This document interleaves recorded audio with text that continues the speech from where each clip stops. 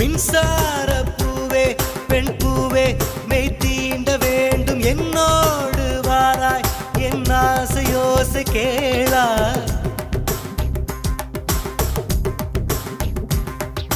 மின்சார பூவே பெண் பூவே மெய் தீண்ட வேண்டும் என்னோடு வாராய் என் ஆசையோசை கேளாய். மாலையில் பொன் மார்பினில் நான் துயில் கொள்ள வேண்டும், காலையில் உன் கண்களில் நான் வெயில் காய வேண்டும். சகியே சகியே சகியே, என் இசைக்கும் ஆசைக்கும் பூசைக்கும் நீ வேண்டும்.